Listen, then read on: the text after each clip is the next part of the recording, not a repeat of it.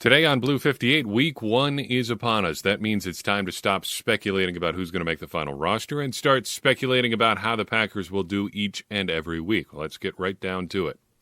Blue 58! Hello and welcome to another episode of Blue 58, the one and only podcast of thepowersweep.com. I'm your host, John Meerdink. Happy to be with you here for another episode. Before we get to the content today, I did want to make a brief announcement, something that is going to affect you in the near future here. We are adding to the broadcast team again. That means in 2 weeks, give or take, there's going to be a third member of the crew here. We added another co-host a couple years back, and we've got another one coming along here. In plain terms, that means we're having a kid.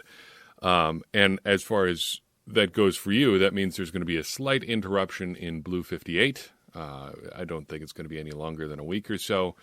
But we will be out for at least the recap of the Lions game, potentially a little bit longer, because D-Day, as it stands right now, is September 20th.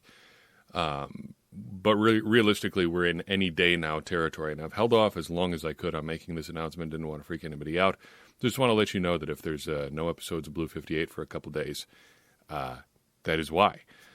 So we're very excited. Everybody's doing really well, and it's going to be a very exciting time. The plan right now, if everything goes according to plan, and you never really know with these kinds of things, but the plan right now is to do every podcast right up until the preview for Week 2. That's 5 shows from now, I think. But we'll do that. We will get you previewed for the Lions game, and then who knows what happens from there. I know for sure if everything goes according to our plan right now, we'll be at the hospital on the 20th.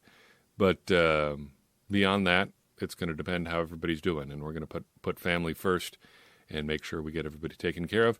But there's going to be a brief interruption, and hopefully we'll be back in the saddle for the Week 3 preview. But if we're not, that's why.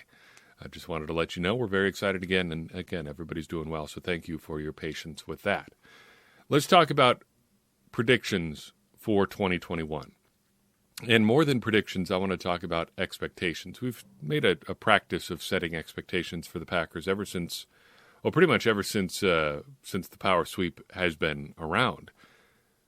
Why set expectations? You got to have something to measure against. You can't just predict things that are going to happen. You've got to take a second and decide what you really think is realistic for this team. Expectations give you a framework to work in. My expectations for the Packers are pretty clear for this year. First, I think the Packers are going to be very good. There's every reason to think this is going to be a very, very solid team. I expect the Packers to advance to at least the divisional round, and I think anything other than that is going to be a failure for this season. I think you could go as far as saying anything less than a Super Bowl is a failure for this season, but we're going to get to that in a little bit. And I think the Packers, I think we can realistically expect that they are going to be contenders to go to the Super Bowl. That should be our framework for the Packers this year. We should expect a very good team. They're bringing back virtually every member of what was a very good team last year. Why not expect the same thing this year? I don't think there's any reason to not expect that. In terms of actual predictions, I've got a bunch of them for you here. And I've got a few that are in progress already. We've made a bit more of a practice of tracking every prediction we make. I don't know if we've gotten everyone that we've made into the podcast so far, but early in the offseason, I sat down and did a bunch of predictions about the offseason itself and how the 2021 season would turn out. We're doing okay so far. Some of the predictions that we've got right include that Corey Linsley would not return to the Packers, that Aaron Rodgers would ultimately work his contract, which is, I guess, technically correct because it was reworked in a very unexpected way. We predicted the Packers would select a receiver in the draft this year, among other things. Some that we got wrong, that the Packers would sign at least one noteworthy free agent in the spring. Figured that was coming after an Aaron Rodgers contract restructure. Also thought that Davante Adams would rework his contract at the start of the league year. And that the Packers would release Preston Smith. So that's kind of where we're working at, among other things, with Packers predictions so far. As far as this year, I've got a bunch of them for you here. Just kept adding and adding and adding, and this is the list we've come up with. So we're going to start with offense, work through those. We'll talk about defense, and then we'll talk about predictions for the team overall. First prediction. Aaron Rodgers, I think, is going to throw for more than 35 touchdowns this year. That doesn't sound like a huge number, but Rodgers has only thrown for 35 or more touchdowns in back-to-back seasons once in his career. This would be just the second time he's done it. Brett Favre did it for 3 seasons in a row from 1995 through 1997. So this would be a significant accomplishment for Aaron Rodgers following Brett Favre. The second Rodgers-related prediction I've got for you is that Rodgers is going to play every game in 2021. Again, not something that sounds like a big accomplishment for him, but if he does it this year, it's going to be just the first time in his career that he's played every regular season game for 4 years in a row. The only 4-year stretch of his career where he's done that. There were a couple years where he was real close, between 2008 and 2012, but in 2010 he missed a game for injury, and in 2011 he sat down for Week 17. Twitter user Joe@Work87 did some research on this after I tweeted about it, and he says, interesting nugget, league history suggests it's about a 50-50 shot a quarterback starts every game. Here's the number of quarterbacks who have done it the last couple of years, and he actually researched back to every season dating back to 2010. There hasn't been more than 20 quarterbacks in a year in that time that have started all 16 games in a season. In fact, most years it's fewer than 15. The last 5 seasons, you've got 13 last year, 13 in 2019, 16 in 2018, 12 in 17, and 14 in 16. It's not generally that big of a number. And I would wager a soft guess that most of the teams whose quarterback starts every year or every game are the teams that are ending up in the playoffs. But that's just a guess. I have no research to go with that. But I'm predicting it's going to be all 16 again for Rodgers. All 17 again for Rodgers. That's something we've got to keep in mind. It's 17 games this year. My third quarterback-related prediction is that Jordan Love is going to play more than 50 snaps this year. That'd be a departure for the Packers. Tim Boyle played 21 in 20 and 22 the last 2 seasons, respectively. I think Love is going to get a little bit more in terms of action near the ends of blowouts this year. He's going to get more than just the cursory kneel-down duty that Boyle got last year. I think there's a good chance that he's going to be playing quite a bit in Week 2. Given how that game looks and the state of the Lions and everything. I think Love is going to get a significant amount of snaps this year, and 50 would be a fairly significant amount of snaps for a backup quarterback. Next up, Kurt Benkert is going to end up on the 53-man roster at some point this year. Just have a feeling that they won't go with 2 all year long, and at some point he's going to get promoted to the 53-man roster and have an opportunity to at least be on the 53 for game day, if not be active for the game. At running back, I think Aaron Jones is going to score double-digit touchdowns again this year. He's had at least 9 each of the last 3 seasons. 18 he had 9. 2019 that exploded to 19. In 2020 he had 11. So I think it's a pretty safe bet that he's going to get to double digits again. We've previously predicted, though, that A.J. Dillon is going to lead the Packers in rushing yards this year. That's just on my prediction sheet. I don't remember saying that, and I don't remember when I said it, but it's written down, so we're just going to roll with it. Why not? Let's get a little bit weird. Also going to predict at running back that Patrick Taylor ends up on the 53-man roster at some point and gets a carry in a game. So that's a twofer for you. Just with the way that running backs turn over and with what they seem to think of Taylor, bringing him back on the practice squad despite not really getting an extended look at him for the past 2 years due to injury. They seem to like him a lot. He's a big body. He's a good athlete, and I think they're going to try to get him on the roster at some point this year. And with how running back goes, there's a good chance there's going to be an injury at some point anyway, so they could need him around. At receiver, I'm going to predict that Davante Adams will lead the league in receiving touchdowns. I think the Packers, again, are going to go with their passing-heavy approach down close to the goal line, and that is something that is going to lend itself to Adams getting a lot of touchdowns again. He's not going to be the Packers' big play threat as much this year, though, because I'm going to predict that Marquez Valdes-Scantling will lead the Packers in explosive plays. This is something we'll talk about a little bit probably next week. I haven't had a time to talk about the stats that we track at the Power Sweep, but that's one of them. Explosive plays, I think, are a good measure of how, explosive, and how good an offense is at creating big chunk plays. MVS is going to lead the Packers in explosive plays this year. He would be approximately doubling his output from last year to put him in the ballpark to lead the Packers this year. But I think he can do it, and I would consider this one of my bolder predictions. I'm looking for big things from MVS this year. On the offensive line, I think 9 different offensive linemen will start a game for the Packers this year. This sounds a little crazy, but stick with me here. With 5 starting in week 1, we're already up to 5, so that's just 4 to go.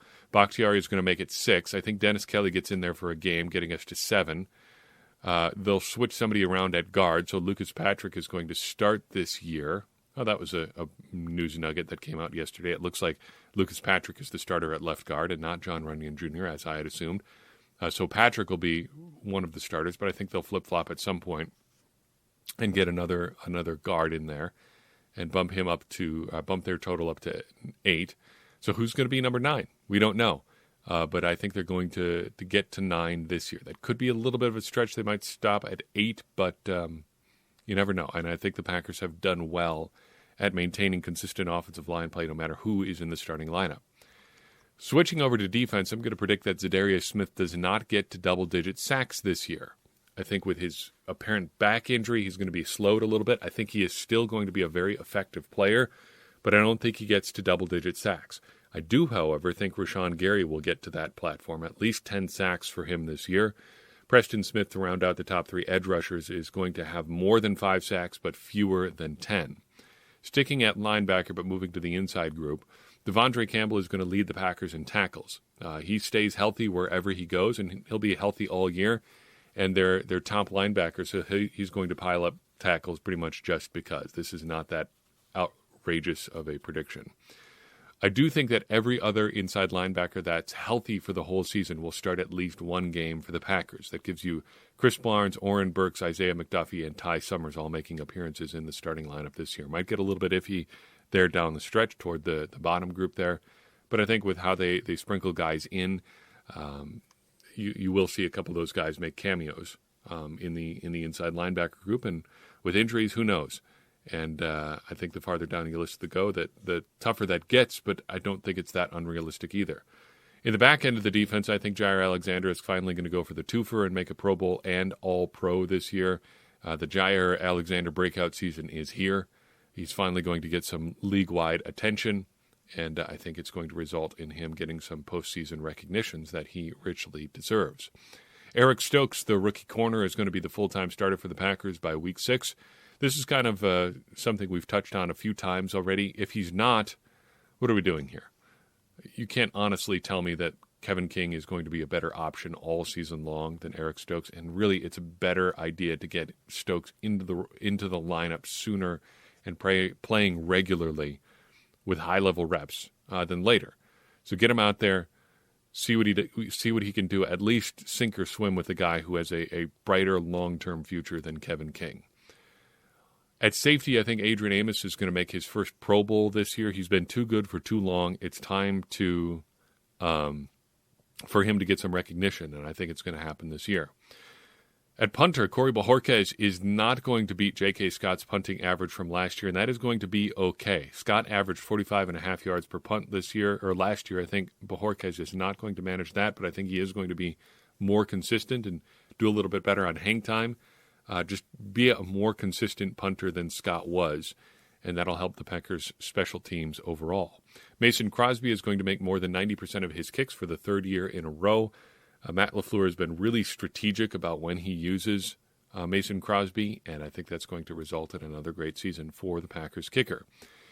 Now, team overall, 4 predictions for you here, and then one kind of thing to kind of cap it all off. That's less a prediction and more just, I think, an observation about where the team is. First, I think the Packers are going to win at least 12 games this year. The over-under, I think, was 10.5. If I was a gambling man, I think I'd bet on that pretty confidently, bet the over pretty confidently on that.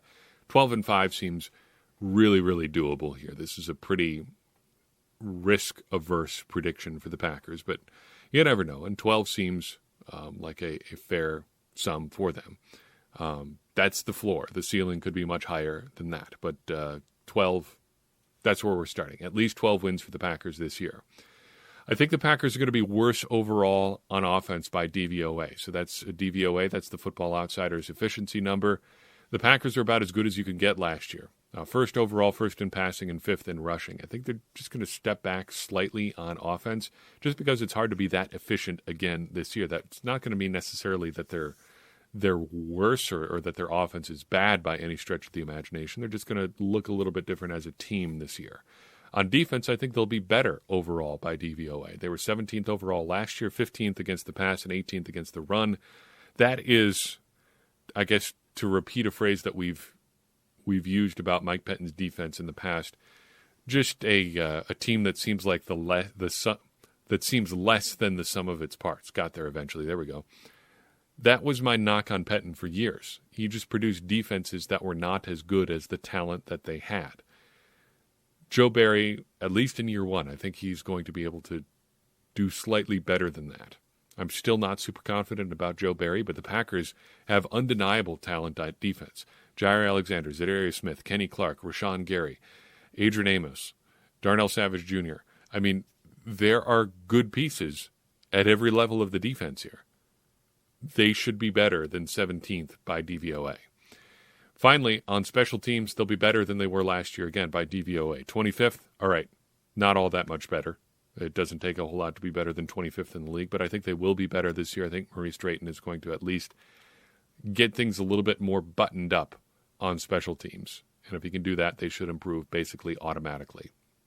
Finally, in terms of what the Packers will actually do this year, I'm going to stick with the same prediction from last year. The Packers will advance to at least the divisional round in the playoffs by a win or bye. But beyond that, it gets to be kind of a crapshoot. Once you get to that round of the playoffs, anything can happen. It's going to be matchups. It's going to be, matchup. It's just going to be who you're playing and when, and how those teams are playing at the time that you play them. I mean, just look how last year's playoffs could have played out. The Washington football team gave the Buccaneers a pretty tough go in the first round of the playoffs, but say they knock off Tampa. How does that affect the Packers' run to the Super Bowl last year? They end up playing the Saints or Washington, probably, in the NFC Championship game at home. I don't know about you, but I feel pretty confident about the outcome there. There's a non-zero chance that the Bills end up beating the Chiefs in the AFC Championship game. And one of the ways that you attack Josh Allen is with multiple safety looks. So there was a pretty realistic scenario last year where the Packers end up playing the Buffalo Bills and getting a chance to play basically Mike Pettine's preferred defense against a quarterback who's known to give up a few turnovers now and then in the Super Bowl. It was that close. And it all comes down to matchups. A couple things break slightly differently, and the Packers are in the Super Bowl and potentially winning. Heck, even if a couple things break slightly differently in the NFC Championship game, the Packers are in the Super Bowl and winning. But when it gets to that stage, it just gets to be so high leverage, and predicting beyond that round, I think, gets really, really tough. So I'm going to predict they advance at least to the divisional round by a win or a bye, and then we'll see what happens from there. But let me make something absolutely clear as we wrap up prediction time here. We started off talking about expectation, and this is not so much an expectation, and it's not a prediction, but it's something that I've believed since early in the offseason. This Packers season is Super Bowl or bust. Whether or not this is the last dance or anything like that for Aaron Rodgers and a lot of these core players in the Packers, they've gone as close to all in as that I think I've ever seen the Packers go in my lifetime, following the team, covering the team, whatever. This is an all-in Packers team. And if they don't win the Super Bowl, it's a failure of a season. Is that an expectation? I don't really know. I think it's more just a reality of what this team is. They have to win the Super Bowl. That is the stakes here. And if they don't, there's a good chance this is all going to get blown up, and we'll have a very different looking Packers team in 2022. To be fair, there's also a chance that if they go far enough and a few of the principals involved feel good enough about how things are going, they don't blow it all up, and we're right back here in 2022 talking about how the Packers are Super Bowl contenders with Aaron Rodgers again. But hey, that's a concern for another day. For right now, we got to talk about this season. And this season, the stakes, I think, could not be higher. As we come to the end of training camp, preseason, things like that, we're also coming to the end of our book club. We've spent the last couple months reading through Blood, Sweat, and Chalk by Tim Layden, and this chapter, our final chapter, brings us to the All-11 offense, the A11 offense. This was wildly popular for just a little bit when I was in college. And overall impressions of this chapter, I think this is a great one to end on, because this quote from the coach, and I don't have his name in front of me, who conceived of this wacky and weird offense, kind of sums up this book so well. He had gotten beaten up. His team had gotten beaten up, metaphorically, by a team that was bigger and stronger than them. So they had to come up with this wacky offensive scheme to stay level. Why did they do that, though? Well, here's what he said. We'd spent a lot of time working that game out on paper. We had stuff that should have worked if we executed, but when it came time to play the game, we just couldn't do it. We weren't big enough or strong enough. That was very frustrating to me, and I felt bad for our players, end quote. To me, that's the essence of coaching, and it boils down so much of what came about in this book. Sure, you can just go out and get good players. You know, we've talked about players, not plays, ad nauseum throughout this book discussion. Having the best players is the number one way to win football games. But what if you don't have the best players? What if you don't have the guys that are the biggest, the strongest, or the fastest? As a coach, you've got to figure out what you can do and then do that. As far as this actual offense goes, there's really not a lot of reason to dive into it because it's been essentially outlawed in high school football, and the rules that allow it are not even possible or are not in play at the college and NFL level. Some people said this offense was cheating, though, and as far as a reflection on that, I would say, with a small asterisk here, if you aren't cheating, you aren't trying. If you aren't trying to push the boundaries of what is possible, what are you even doing as a coach? Why aren't you trying to get every advantage possible? Does that violate the spirit of the rules? I don't know. But the rules are there to be exploited by everybody who can. And you should try to exploit every advantage you can find in their rule book. And if it's a bad rule, that's not your problem. The best fix for a bad rule is a bad rule strictly enforced. It's going to get fixed in a hurry if you take advantage of bad rules in the rule book. And that seems to be exactly what happened here. Essentially, this offense boils down to just coming out and pretending like you're going to punt on every single play with the understanding that you're never going to punt. You're just going to keep running the wackiest offensive plays that anybody's ever seen. I can't really communicate to you what this offense is. Just look it up. It is absolute insanity. But it is a good summation of the essence of coaching and really the evolution of football. Normally, we conclude our discussion of these chapters by talking about some Packers connections. There are obviously not any about this in this book. So instead, I want to ask a bigger question as we come to the end of Blood, Sweat, and Chalk. What would we change if we could change stuff about football? Because here's the thing about football at every level. It doesn't have to be the way that it is. For evidence of that, just look at, well, the entire history of football. Layden sums it up in the second to last paragraph of the book. Quote, football is forever in a state of dynamic tension, staunchly resisting change while desperately demanding it. Every innovation in the history of the game carried risk, challenged norms, and put the creators' jobs at stakes. Darrell Royal and Emory Bellard would have been laughed out of Austin if their funky wishbone hadn't worked, but it did. Bill Walsh would never have become the revered coach of the champion 49ers if his weird offense hadn't panned out in Cincinnati. But it did. End quote. So what would we change? What should we change about football? My number one complaint for a long time is that football has not been fun enough at the NFL level. And one way I think to increase the fun is to do something silly like changing jersey numbers, changing those rules, making it so anybody can wear pretty much whatever they want.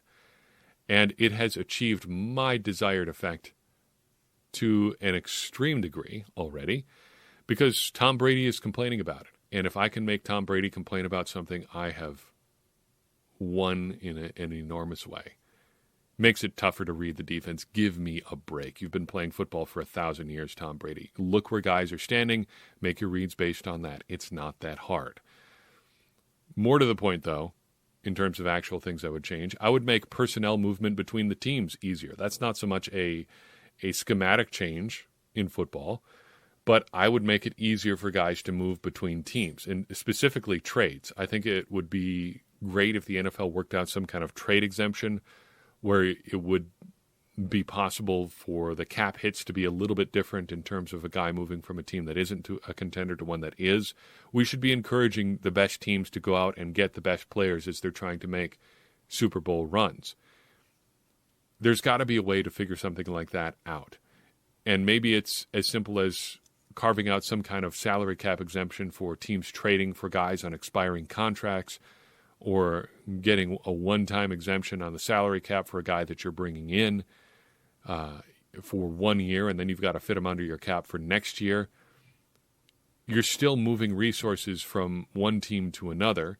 One team is just willing to give up something like a draft pick or a player or something like that for a different player. We should encourage things like that in the NFL because that is good for the sport, it's good for fans, and it's good for players who want to play on good teams. Finally, and shout out to our man Queso in the Discord server for this one. We got to make kicking feel like it matters again. Kicking is a big part of football, and I think they've either got to outlaw it outright, get rid of it entirely, which I'm not in favor of, or make it feel important. Because right now field goals feel absolutely automatic within a certain distance, 35, 40 yards or so. What's the actual conversion rate on those kicks? It's got to be well in excess of 90%. And punting far too often seems like you're giving up. So what are the stakes there? Why should anybody kick? How can we make kicking feel like it's not just wasting a down, wasting your time as you're watching it at home? One thing I've always advocated for is getting rid of kicking specialists. So a great way to make kicking feel like it matters is to make guys kick who are not specifically kickers. I would say that if you're going to punt, or if you're going to kick, the rule should be that it has to be performed by a guy who was on the field for the previous play. So, just for instance, say it's 3rd and 8 on your opponent's, 29-yard line. Just on the edges of comfortable field goal range. You're inside 50 yards, but not quite to super comfortable field goal range. Tough, but not super difficult. So 3rd and 8 from your opponent's 29. You run a little off-tackle play or a quick slant or something, you get 4 yards. You're down to the 25. Again, comfortable field goal range, but you're on the outer edges of the distance. But you can't bring in Mason Crosby. You can't bring in a guy who is only ever kicked the ball in the NFL.